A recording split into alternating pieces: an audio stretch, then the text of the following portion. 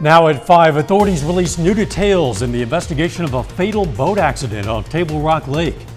Plus, crews begin an archaeological survey in Joplin ahead of a project to rebuild 7th Street. And how an app is helping Missouri Southern student athletes profit off their name, image, and likeness. The 4 states' most watched news starts now. Missouri State Highway Patrol says the operator of a boat that drove into a crowd on Table Rock Lake was not intoxicated. This is KOAM News at 5. Authorities say yesterday afternoon, a pontoon boat drove into a crowd, killing a 15-year-old girl from O'Fallon, Missouri, and injuring 2 other people. Investigators originally suspected the boat operator might have been intoxicated, but they have now determined that was not the case. Authorities have not made any arrests. A federal judge dismissed a lawsuit by Missouri Attorney General Eric Schmidt that blamed China for the coronavirus pandemic. The judge says federal rules prohibit a sovereign foreign entity from being sued in American courts. Schmidt's office said it would appeal the ruling.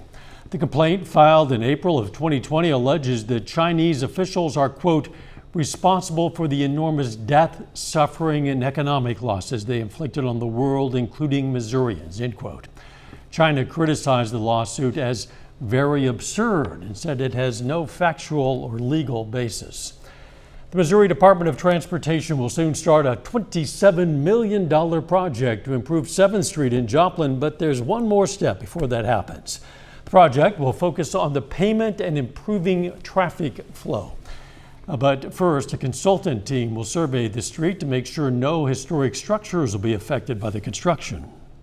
Yeah, it's safe to use the pavement. It's just in rough shape. The original pavement was put down in several phases, the late 1940s, early 1950s.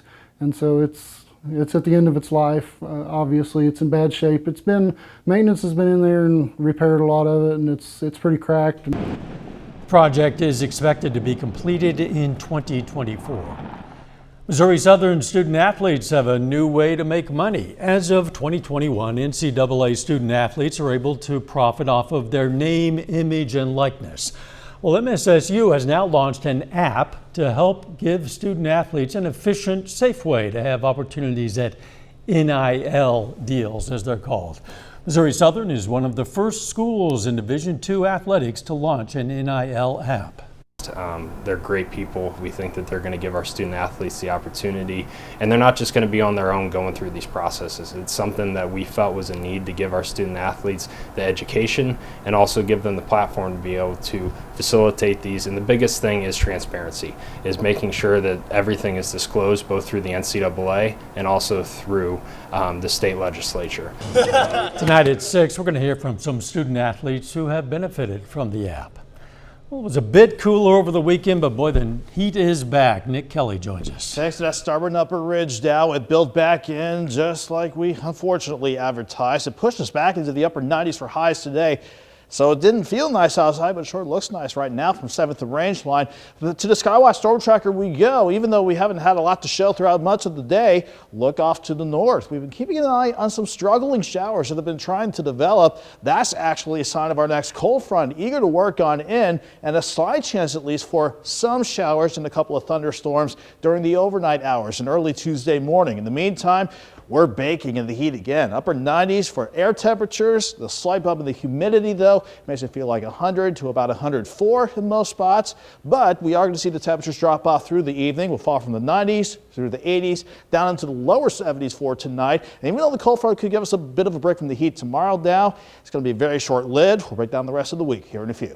See you then. President Biden hosted an event at the White House today, just weeks after he signed a new gun control bill into law. The legislation was passed in the wake of the shootings in Buffalo and Uvalde. But since that time, there have been other mass shootings, including one in a Chicago suburb. Skylar Henry reports from the White House. Geraldine Talley, Pearl Young, and Mrs. Ruth E. Whitfield, our 86-year-old mother. Victims of gun violence joined President Biden at the White House, hailing the passage of the nation's first major gun legislation in nearly 30 years. As we have seen, no community is immune to the fallout. Rather, the fallout is landing in our backyard on a weekly basis. Congress passed the bill last month in the wake of recent mass shootings in Buffalo and Uvalde. This new law requires young people under 21 to go enhanced background checks before purchasing a gun. The father of a 17-year-old killed in the high school shooting in Parkland, Florida in 2018, shouted at President Biden to do more. President Biden is calling for the return of the assault weapons ban of 1994 that he helped pass when he was a senator. In that 10 years it was law, mass shootings went down. When the law expired in 2004 and those weapons were allowed to be sold again, mass shootings tripled. Just last week, another mass shooter used a high-powered military-style assault weapon to kill 7 people at a July 4th parade in the Chicago suburb of Highland Park. We believe strongly in the state of Illinois in protecting our citizens from these kinds of weapons, but if the states around us don't, then what are we to do? The White House says it's also celebrating the 21 executive actions President Biden has signed to address gun violence, including a ruling on ghost guns, requiring homemade guns contain serial numbers so they can be traced. Skyler Henry, CBS News, the White House. An assassin used a homemade gun to kill the former Japanese Prime Minister Shinzo Abe last week. A federal judge ruled today that the contempt of Congress trial for former President Trump's chief strategist, Steve Bannon, will not be delayed. Bannon's lawyer had claimed there might be potential jury bias due to the ongoing January 6th investigations. Bannon now says he's willing to testify before the January 6th committee. That committee's next public hearing is scheduled for tomorrow. Still ahead, saving money on household items. Are you using too much laundry detergent? I'm Elise Preston with a look at simple ways to waste less products around the house and save more money. And next in Healthwatch, a look at a recent surge of COVID-19 reinfections all across the U.S. Topping today's Healthwatch, 2 super infectious Omicron strains have become the dominant COVID-19 variants sweeping the U.S. California is now seeing one of its most significant surges since the start of the pandemic. And a growing concern is the number of people getting reinfected with the virus. Danya Bacchus reports from Los Angeles about why those repeat infections are so troubling. COVID-19 is surging in San Francisco's Bay Area, where Lois Tucker refuses to lower her guard, especially after seeing her brother suffer with long COVID. The thing that bothers him the most is his legs and his feet. Just like a tingling, numb, strange feeling in his feet. As highly contagious Omicron subvariants sweep the country, more Americans are reporting second infections. That includes here in Los Angeles, where July 4th celebrations may have fueled the COVID case rate to its highest point in nearly 5 months. And while symptoms are often mild, a new study tracked nearly 40,000 people who had COVID at least twice and found each reinfection creates a new opportunity for serious health risks. Some people, when they get infected the first time, that infection may weaken their immune system in a way or produce some organ damage that make them more vulnerable to having adverse consequences or adverse health risks. Dr. Ziad Al-Ali led the research, which found patients with 2 or more infections had more than twice the risk of dying compared to patients with just 1 infection. They had 3 times the risk of being hospitalized and faced higher odds of getting long COVID. If you've had a first infection and you managed to dodge long COVID, having a second infection, you're literally rolling the dice again. Actor Hugh Jackman and Health Secretary Javier Becerra both reported second infections last month. Mississippi Senator Roger Wicker has had it 3 times, a reality check that the pandemic is different now, but it's not over. Danya Bacchus, CBS News, Los Angeles. Doctors say the best weapons are still the COVID-19 vaccines and boosters. The FDA has asked manufacturers to design a booster for the fall that targets the newest Omicron variants. Blood cancer patients have a reduced response to the COVID-19 vaccine. A study published by Wiley found less than half of people with leukemia, lymphoma, and multiple myeloma had detectable COVID antibodies after taking the vaccine. However, after a booster shot, the amount of protection rose significantly. Next time you have dinner, hey, you might want to go easy on the salt. A study of more than 500,000 people published in the European Heart Journal found people who add extra salt to their food are 28% more likely to die prematurely. People who rarely or never add extra salt tend to live 1 to 2 years longer. The quality of hospital care improves drastically when the doctor and patient speak the same language. An analysis published in the Canadian Medical Association Journal found in some cases the odds of death were decreased by more than 50% when there was no language barrier. Researchers say this highlights that clear communication between doctors and patients can be life-saving. And that is a look at today's health news. A little bit later, a historic moment for the values of the U.S. dollar and the euro. Plus, an incoming front could give us slight rain chances tonight and a little break from the heat, but for how long? Forecast up next.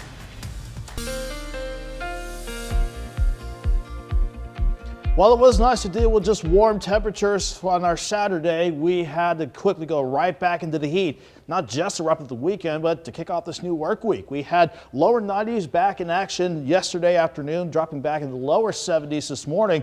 But before any slight humidity bumps could work in, the dry air allowed us to heat up quickly. In fact, so far we hit officially 99 degrees at Joplin Regional. But where the humidity is a little more prevalent, certainly in northeastern Oklahoma, we do have heat advisories for Craig, Nowata, and Washington counties until about 8 o'clock this evening. Then we're going to see our next system bring us another little drop in the humidity and the temperatures too. Right now, we're not seeing anything on the radar network, but if I pan the map just to the north a bit, you can see this very thin blue line. That is actually where our cold front is, our next cold front on the way in. Out ahead of it, though, we were just baking under sunny skies and with warm air aloft. We're not seeing anything firing up ahead of the front, but we've been noticing some struggling showers that have been trying to get going throughout the course of the afternoon. But once some upper level energy comes into play, we could see slight rain chances come into play for some as we go into late tonight. Right now, though, nothing but clear skies and plenty of sun from Indigo Sky outside of Seneca, Missouri, and from 7th and Range Line. We're still at 99 at Joplin Regional with the north breeze at 5. It's not doing anything for the humidity, though. With the dew point at 65, it makes it feel like 102 outside. Everyone's in the upper 90s for the most part, but you factor in the humidity, it does feel like the lower triple digits for the most part. But thankfully, these numbers will trend downward with the setting sun. In fact, we'll be at 85 by 10 o'clock, 81 by midnight, and then dropping back into the lower 70s going into late tonight. So let's break down our setup, everybody. We have our front parked just to the north of us. That's what's coming in for late tonight, early tomorrow, and that, with an upper level wave, is going to temporarily squeeze this ridge once again back to the south and west for a little reprieve from the July heat and humidity.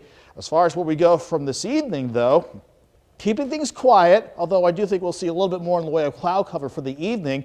But once we get past midnight, we'll watch for elevated showers, maybe a couple of storms too, mainly in our northern counties to get your Tuesday morning started. If these can continue to develop as advertised, we're not expecting anything strong or severe, so we're thankful for that. Something Chris Warner will be watching as you get your Tuesday morning started. Then we'll focus on partly to mostly sunny skies and a bit of a drop in temperatures for the rest of the day. 73 in the morning, 83 by noon. Highs are 89, so that is a nice drop in temperatures and the humidity too. But after we drop back into the upper 60s Wednesday morning, right back into the 90s. And those 90s, they're going to stick around for much of this week as this upper ridge builds back in once again. In fact, by Friday and the coming weekend, even with another weak front, that could give us maybe a slight chance for a random shower or storm for Saturday and Sunday. The heat is on, as the late Glenn Fry used to say. 89 tomorrow, then back to 92 Wednesday, 96 Thursday, mainly highs in the upper 90s for Friday through early next week now. At least with enough dry air in place, we'll get some relief during the night with morning lows ranging from the mid 60s to the lower 70s. Those overnight lows looking pretty good, even if those daytime highs are next to intolerable. Yeah, any breaks from the heat in any form, we'll take it. Agreed. Thanks, Nick. Hey, a fast-growing wildfire in Yosemite National Park is threatening the park's famous giant sequoias, some of the largest trees in the world. The Washburn fire is so intense, in fact, it's creating its own weather system, causing updrafts powerful enough to launch debris into the air. In the past 24 hours, the fire has nearly doubled in size, now stands at 0% contained. Coming up, eco-friendly tips to save money on household items. First, though, we honor a local veteran. John Gilbreth served in the U.S. Army from 1968 to 1970. His hometown Erie, Kansas, and we are proud to salute Sergeant John Gilbreth, a four-state hero. Topping today's Consumer Watch, for the first time in 2 decades, the exchange rate between the euro and the U.S. dollar is nearly the same, with the two currencies less than a cent away from parity. The euro hovered around $1.007 this morning. That's down nearly 15% since the start of the year. Fears of recession in Europe abound, stoked by high inflation and energy supply uncertainty caused by Russia's war on Ukraine. Production of baby formula is ramping up again at Abbott Nutrition's Michigan plant. Damage and flooding from severe thunderstorms forced that facility to halt operations in mid-June. That was just 2 weeks after the factory reopened following a months-long shutdown over a contamination issue. The closure contributed to a national shortage of baby formula, as you know. Inflation continues to push up prices for everyday household items, but reporter Elise Preston has some easy, eco-friendly ways to save money. From the kitchen to the laundry room, and even in the bathroom, many Americans may be flushing dollars down the toilet. You have the potential to save thousands upon thousands of dollars a year by making small incremental changes. Paul Hope with Consumer Reports worked on a new review showing how little changes can add up to big savings, including paper towels. I would say Americans are chronic overusers of paper towels. Hope's family switched from paper towels to cloth ones for light cleanup. How much money have you saved switching this over? We're saving close to $600 a year just by using reusable washcloths instead of paper towels. You line it up. Installing a bidet can cut down on toilet paper and save up to $231 a year. Trading in packaged coffee pods for a reusable pod filter can give your budget a $393 jolt. And saving water can save money. For lightly soiled dishes, you typically don't need a pre-rinse, just a good scrape. Put them in the machine and save that extra water. Turning the hot water heater down from 140 to 120 degrees can put a cool $453 in your pocket.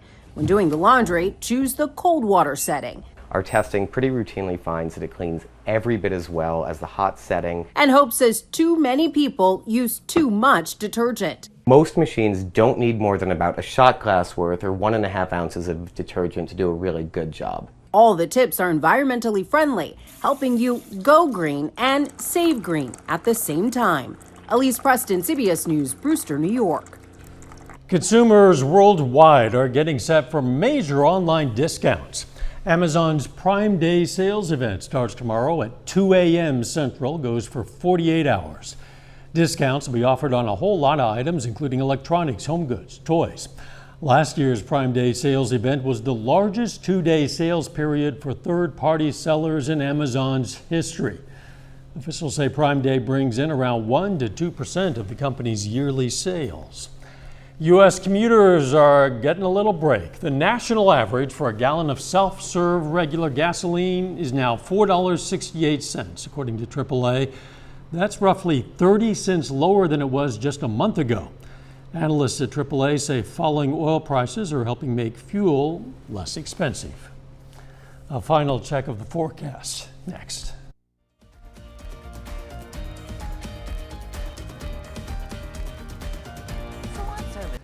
Up next on the CBS Evening News, a look at the heat wave that's baking much of our country.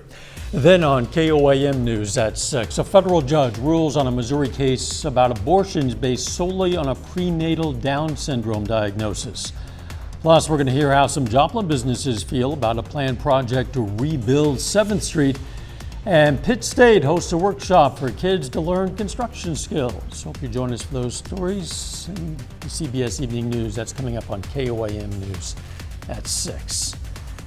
Well, it wasn't too hot today, relatively speaking. It wasn't so humid either. But the thermometer is moving in the wrong direction this week. Yeah, well, thankfully we'll have it trending back downward for tomorrow with a passing cold front. Still upper 80s for highs, but it gets us out of the 90s, even if it's just for a day. But then, like you said, Dow, the thermometer's trending back upward. 92 Wednesday, 96 Thursday, then the upper 90s, a pretty safe bet through the weekend and early next week.